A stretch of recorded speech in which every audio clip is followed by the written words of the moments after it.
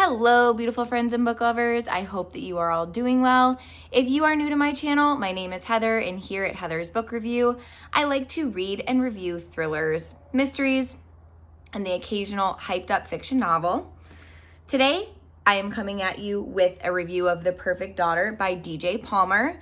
Last summer, I purchased, The New Husband.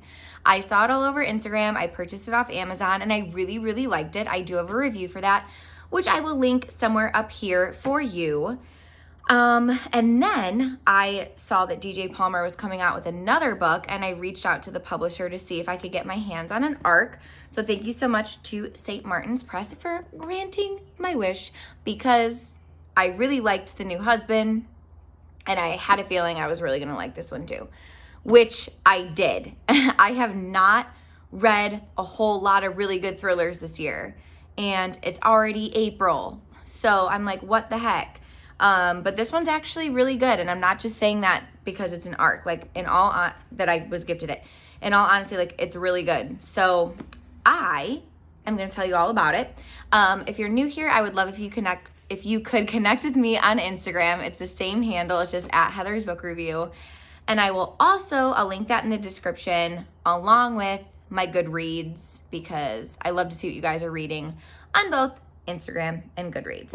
But basically, I'm going to start off by reading the synopsis for you so you can know what it's all about, this book. Oh my gosh, I'm just like tongue-tied today. So, The Perfect Daughter is a thriller that explores the truth or lies behind a teenage girl's multiple personality disorder, from the author of The New Husband. This is a psychological thriller, which I feel like are my favorite, if I'm being quite honest with you. All right, here we go. Grace never dreamt she'd visit her teenage daughter Penny in the locked ward of a decaying state psychiatric hospital, charged with the murder of a stranger. There was not much question of her daughter's guilt. Police had her fingerprints on the murder weapon and the victim's blood on her body and clothes, but they didn't have a motive.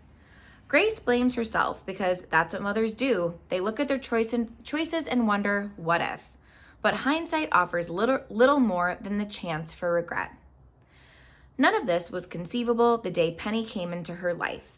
Then it seemed like a miracle. Penny was found abandoned with a mysterious past, and it felt like fate brought Penny to her and her husband, Arthur. But as she grew, Penny's actions grew more disturbing, and different personalities emerged. I put personalities because it's in quotes on the back. Arthur and Grace took Penny to different psychiatrists, many of whom believed she was putting on a show to help manage her trauma. But Grace didn't buy it. The personas were too real and too consistent. It had to be a severe multiple personality disorder. One determined psychiatrist, Dr. Mitch McHugh, helped discover someone new inside Penny, a young girl named Abigail. Is this the nameless girl who was abandoned in the park years ago? Mitch thinks Abigail is the key to Penny's past and to the murder. But as Grace and Mitch dig deeper, they uncover dark and shocking secrets that will put all their lives in grave danger. So that is the premise of the book for you, that synopsis. I'm going to be reading my own notes, so I will be looking down. So basically, this book does follow Grace, the mom. She also has two older college sons named Ryan and Jack, and then obviously Penny, the daughter. She is a widow. Her husband did pass. So the book talks about how Penny has DID, which is a multiple personality disorder, and she's basically now awaiting her fate in this mental hospital until they can basically peg what happened, since, as you just heard, there was no motive for the murder. So typically, as you guys know, I like to try my best to relate books to other books. Like, if you liked this, you would really like this kind of thing. However, I do feel like it's hard to recommend books that are similar, because I feel like in a lot of psychological thrillers, having a split personality is like the twist in a lot of books. Do you know what I mean?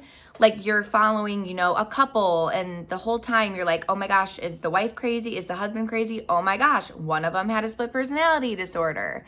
like that kind of thing. So I feel like I truthfully can't relate this to a couple of books without like spoiling the ending for certain thrillers. But if you liked the movie Split, which was all about personality disorders, you'd probably like this one. This book does a really good job.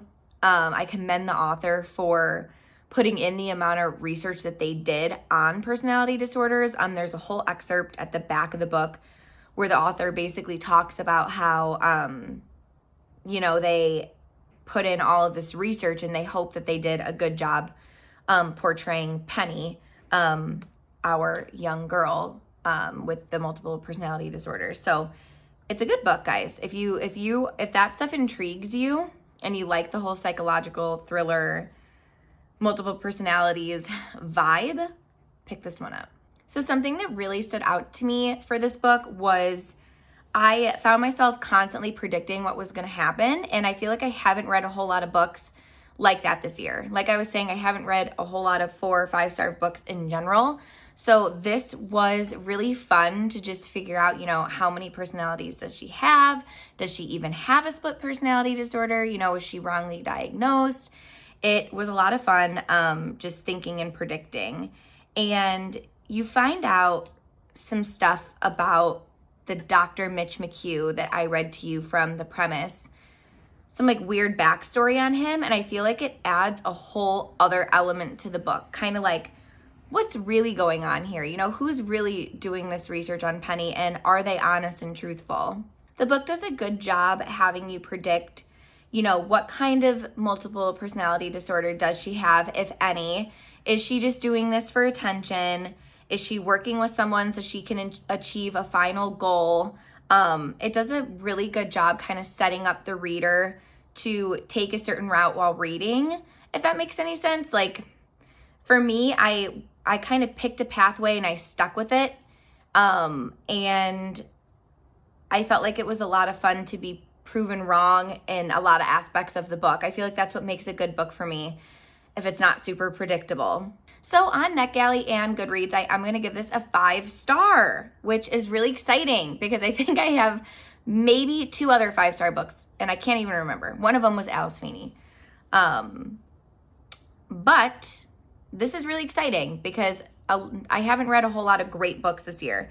So this is a 5-star for me. I have read, like I was saying to you guys, I feel like a lot of psychological thrillers end up being like the twist at the end is that someone has like a multiple personality disorder, but I haven't read a book really that follows someone where the reader knows like this person has said disorder and you're following it, right? Like that's usually the twist. So I really enjoyed that about the book, and it just has a really good thriller vibe that I really enjoyed. So I'm going to get into the book chat part of the video for those of us who have read this book.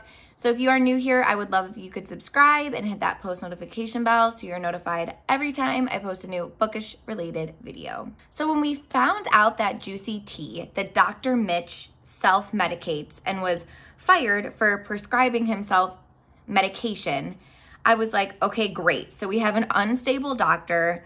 How well is he going to do with Penny? Like, we obviously need the best of the best because no one else can figure out what is going on inside that head of hers. So I love that little suspenseful piece because I felt like I didn't fully trust him throughout the book, like at all. So it was a good suspenseful addition. I also loved that we were given clues to who could have potentially been with Penny at the crime scene.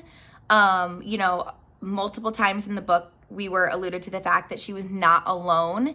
And, then you had that part with Vince acting really suspicious and coming to Grace's house, acting all macho, or really sending his men to her house, acting all macho, and definitely, pushing the suspicion on himself. I thought that was a really good addition as well. I thought it was a really great ending to the book where we finally got to see her real self, Rachel, being shown at the end. I felt really bad for Penny throughout the entire book because of the traumatic life that she really had. And I enjoyed reading from her different personality perspectives. I enjoyed this book actually a lot more than I even enjoyed The New Husband. So I'm excited to read further books by DJ Palmer. And I recently have read a book. Well, how do I word this? Basically, I'm excited that I enjoyed one book by the author, and now I enjoyed this book even more. I like when that happens with authors, versus I feel like most of the times it's the opposite, where you love a book by a certain author and then you read another one and you're like, wait, this kind of sucked, or like, wait, this wasn't nearly as good as the other one that I loved. So yeah, I really enjoyed my time reading this book. Please leave in the comments below what you thought about The Perfect Daughter, and I'll see you guys in my next video. Bye, you guys.